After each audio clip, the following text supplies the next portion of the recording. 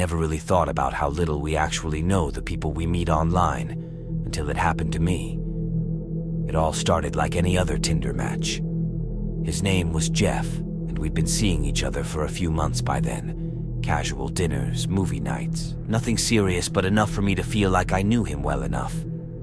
Then he told me his apartment was being renovated and asked if he could crash at my place for a few days. Honestly, it didn't seem like a big deal at the time. We were already spending most nights together anyway, so I figured, what's the harm in a few days? So I let him stay over. The first night was totally normal. We made dinner, watched Netflix, and just hung out like we usually did. Everything seemed fine. But the next morning, things started to feel off. I went to open the curtains to let in some sunlight, and he jumped up, rushing over to stop me. "Let's keep them closed. I just like it darker," he said with this weird edge to his voice. It caught me off guard, but I shrugged it off. People have their preferences, right? But then, he started doing little things, silencing his phone every time it rang, avoiding any mention of his place or friends, and asking me repeatedly not to tell anyone he was staying with me. That was the red flag I should have paid more attention to. I asked him about it once, casually, like, "Hey, why don't you want anyone to know you're here?" He gave me this half-hearted laugh and brushed it off, saying, "I just like to keep things private, you know? I don't want people in my business." It was weird, but I didn't press. I guess I didn't want to come off as paranoid or controlling. At night, we ended up staying up pretty late, probably around 1 a.m. We were just chilling, me watching some random movie, and him sitting next to me on the couch, scrolling through his phone. It was getting late, and I figured it was time to head to bed. Before I went, I did what I usually do, just a casual glance out the window, and that's when I saw a guy across the street, leaning on his car, just watching the house. He was dressed all in black, smoking a cigarette, and not moving, just staring. It gave me this immediate, unsettling feeling. At first, I thought maybe I was overreacting. It was late, and maybe this guy was just waiting for someone or lost. But something about the way he was just standing there, not moving, staring at the house, made my skin crawl. I turned to Jeff and, trying to keep it casual, said, "Hey, there's some guy outside, just standing there, staring at the house. Do you know him?" His reaction was immediate, and not at all what I expected. He froze for a second, then jumped up from the couch and came over to the window. He only looked out for a quick second before pulling the curtain shut. "Don't look out there again," he whispered, his voice tense. "And don't turn on any lights." My stomach dropped. "What? Why? Who is that?" He didn't answer. He just pulled me away from the window, his face looking more serious than I'd ever seen it. "It's nothing," he said, but his tone didn't match his words. "Just trust me. Don't let him see you." At that point, alarm bells were going off in my head. I could feel the tension radiating off him, and I knew something was seriously wrong. I pressed him again. "What's going on? Why is that guy watching the house?" But he just shook his head. "It's nothing you need to worry about. Just stay away from the windows." I didn't know what to do. My mind was racing, and I could feel that creeping sense of dread settling in. This wasn't normal. I barely slept that night, every little noise making me jump, and the thought of that man outside stayed in my mind. The next day, I couldn't hold it in any longer. I asked him who that guy was, why he was outside my house in the middle of the night. That's when the truth finally came out. He wasn't just some guy dealing with apartment renovations. He was hiding from dangerous people. He told me he'd gotten himself involved with the wrong guys, and now they were after him. And because he was staying with me, they knew where I lived. That's when things got even worse. Jeff looked at me, his face pale, and said, "I need money. They're after me for a lot, and I don't have it. Can you help me?" I couldn't believe what I was hearing. I could barely afford my own rent, bills, and groceries, and here he was asking for some insane amount of money that was way beyond anything I had. Even if I gave him every penny I had, it would have amounted to nothing compared to what he needed. I tried to explain that I didn't have that kind of money, that I was barely surviving as it was, but the desperation in his eyes told me he was running from something far darker than I could have ever imagined. I was caught in the middle of it, and the danger had already reached my doorstep. That night was worse. It was past midnight, and I couldn't sleep. Every sound in the house seemed amplified, and I kept thinking about the man I'd seen outside the night before. I was lying in bed, staring at the ceiling when I heard it, a car pulling up outside. My heart immediately started pounding. I got up quietly and walked to the window, carefully pulling the curtain back just a fraction. 3 men had gotten out of a black van and were walking toward my house. My hands started shaking as I watched them approach. They looked rough, like they'd been through some serious stuff. One of them had a baseball cap pulled low, another had tattoos up his arms, and the third was bigger than the rest, wearing a leather jacket. They walked with purpose, not like they were lost or confused, but like they knew exactly what they were here for. I rushed to the living room where Jeff was sleeping on the couch, looking as pale as I'd ever seen him. "They're here," I whispered, my voice shaky. He jumped up, panicking, pacing back and forth. Shit. What do I do? "You need to hide me. Please, just let me stay here. They don't have to see me," he begged, his eyes wide with fear. I shook my head. "No, you need to leave. I'm not getting involved in this." My voice was firm, but inside I was terrified. The doorbell rang and we both froze. He turned to me, pleading, "Please, just don't answer it. We can pretend no one's home." But I shook my head again. "No, you need to deal with this. I'm not hiding you." Realizing I wasn't going to help, he walked to the door, his hands shaking. I quickly backed into the kitchen, hiding just out of sight. My heart was racing as I peeked through the gap in the doorway. He opened the door, and the 3 men stood there, glaring at him. The guy with the tattoos stepped forward, his voice low and threatening. "You've been real hard to find, Jeffy. You got something for us?" Jeff stammered. I need more time.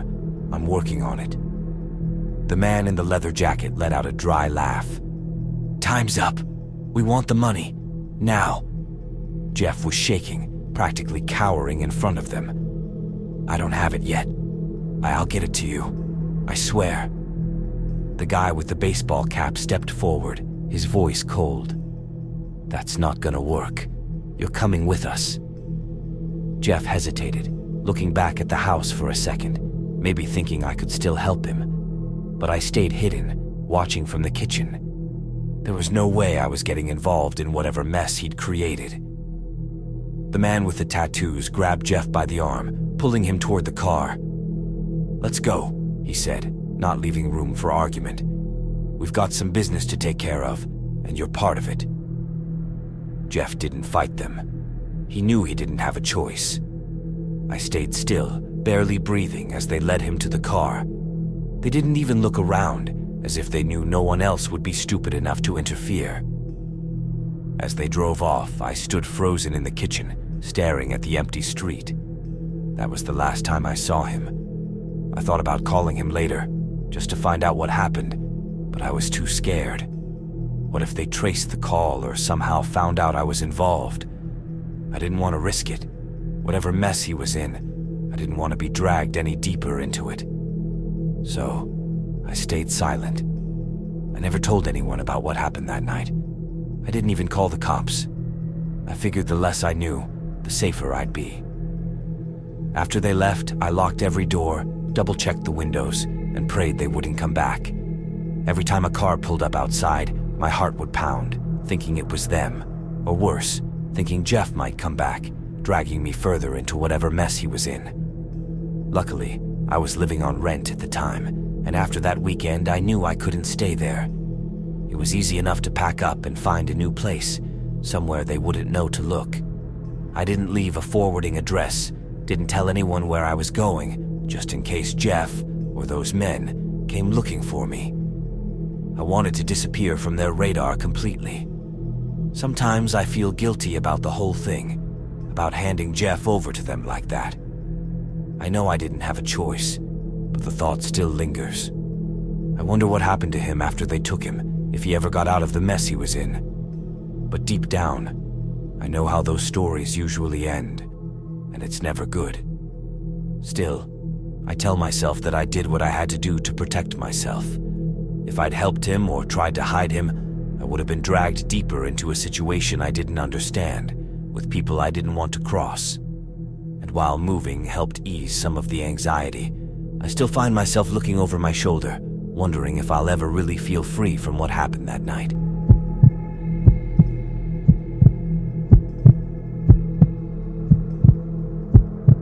It was my daughter's 6th birthday, and I wanted to keep it small, just family, a few close neighbors and their kids. I've never been one to go all out with big events, but I wanted her to have a day she'd remember. I even hired a clown to entertain the kids. I figured it'd be fun, keep them entertained while the adults chatted and had snacks. That was the plan anyway. The clown arrived right on time, just like my neighbor had promised. She'd recommended him, saying he was great with kids and perfect for small parties. She'd been hiring him for her own kids' birthdays for years. So, when she recommended him, I didn't think twice about it. But when I saw him, though, he wasn't quite what I'd expected. He was tall, way taller than I thought a party clown would be, and unnervingly lean. His costume looked normal enough, but his face paint was off. He'd painted it in a way that made his expressions impossible to read, like his smile was painted on but didn't match his eyes. To the kids, he was funny, making balloon animals and pulling silly tricks. But to me, something about him felt creepy. I shrugged it off, assuming it was just the makeup or maybe nerves because I'd never met him before. The party went on and everyone was having a good time. We had food, snacks, and drinks out on the patio. The kids were laughing and my daughter seemed thrilled. I remember how excited she was when we cut the cake and she blew out her candles. Just that pure joy only kids get on their birthdays. It was a nice moment, but it didn't last. I was chatting with some of the neighbors, just keeping an eye on things like I always do. I tend to notice little details, so when something feels off, I pick up on it pretty quickly. At some point, I realized my daughter wasn't in sight anymore. It was strange because I'm usually hyper-aware of where she is, but I guess I got too caught up in the conversation that I hadn't noticed she'd disappeared. I tried to stay calm, thinking she was probably just playing somewhere. I asked a few people if they'd seen her recently, but no one had. I scanned the yard and the house, thinking she must be with the other kids, but she wasn't anywhere. My heart was pounding as I searched for her, asking everyone I passed if they'd seen her, trying to stay calm. But no one had. She was just gone. I stepped out into the backyard, the part behind the house that's a bit darker, and that's when I saw them. The clown was there, holding my daughter's hand, slowly walking toward the back gate that leads to the road behind our house. It's always been a quiet street, surrounded by trees, barely any lights, completely dark at night, and he was leading her straight toward it. I yelled out, my voice shaking, "Hey, where are you going?" The clown didn't stop. He didn't even turn around. He actually started walking quickly, holding my daughter's hand like he hadn't heard me. My heart started pounding, and I rushed forward, shouting again, but he still didn't let go. That's when I saw my daughter's face. She didn't look scared, but something was off. I finally reached them, grabbing my daughter's other hand and pulling her toward me. The clown held on for a moment too long before he finally let go, and even then, he just stood there, staring at me. "What are you doing?" I demanded, louder than I intended. His face was impossible to read under all that paint, but his voice was unsettlingly calm, too calm. "She just needed some air," he said, like walking a child toward a dark road in the middle of the night was completely normal. "It's cold out here," I said, trying to keep it together. "She should be inside." The clown just smiled, or maybe it was just the way the paint looked. He didn't seem bothered at all. "She told me she wanted to see the stars," he said, like he didn't have a care in the world. My daughter nodded, still smiling, not realizing anything was wrong. That's when I noticed something in her hand, a small, worn-out toy. It looked old, something I'd never seen before, and it definitely wasn't one of her birthday gifts. "Where did you get this?" I asked, my voice trembling. She happily said, "The clown gave it to me. He said it was a special present." The clown's voice cut through the silence. "I gave it to her, a little extra present." His grin seemed to stretch wider, sending a chill down my spine. I pulled my daughter closer, my arm wrapped around her, but the clown just stood there, almost like he was waiting for something. I could feel my skin crawling with unease. "We're going back inside," I said, barely holding it together. Without a word, the clown turned and started walking toward the road. I watched him disappear into the shadows of the trees, my heart still pounding in my chest. My daughter didn't seem to understand what had just happened. She was still holding onto that old toy like it was the best gift she'd ever gotten, completely unaware of how close she might have come to something terrible. I held her tight, trying to shake off the feeling that something was deeply, deeply wrong. After the party was over and the guests had left, I couldn't shake the uneasy feeling about what happened with the clown. My neighbor, the one who had recommended him, was among the guests, so I went up to her and explained what happened with the clown. She looked confused for a second, then said, "Wait, didn't you get my voice message?" I hadn't checked my phone all day because of the party. She pulled out her phone and showed me. She had sent me an audio message on WhatsApp a few hours before the party, telling me the clown was sick and wouldn't be able to make it. I froze. "What do you mean?" I asked, feeling a pit form in my stomach. She looked at me, equally unsettled. "I thought you hired someone else when you didn't respond to my message." I just stood there, my heart pounding in my chest. "No," I said, barely able to get the words out. "I didn't hire anyone else. I thought you arranged the clown and everything was fine." My neighbor's face went pale as the reality of what I just said hit her. Neither of us had any idea who that clown was. I grabbed my phone and quickly scrolled through the unread messages. Sure enough, there was the audio from my neighbor, time-stamped hours before the party, telling me the clown had canceled. But it was too late. The party was over. The clown had already been here. A million questions raced through my mind. Who the hell had shown up at my daughter's party? Who had I led around all the kids? And the worst part, why had he taken my daughter's hand and led her toward that dark road? As a mother, your mind goes to the darkest places. Was he some kind of pedophile? Was he going to kidnap her? Hurt her? Or worse? The thought of what could have happened if I hadn't seen them in time made my stomach turn. I couldn't shake the feeling that something truly awful was about to happen. I glanced around the yard, my mind replaying every moment with the clown. The way he avoided eye contact, how he lingered just a little too long, how he barely spoke to any of the adults. And now, he was gone. Vanished into the night as easily as he had appeared. It was like he had never been there at all, except for that dirty old toy my daughter still held in her hand. A strange reminder of how close I came to losing her, and the terrifying reality that I'd never know what happened to her.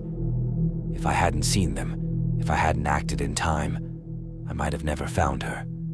The memory of that day still haunts me, hanging over me like a dark cloud.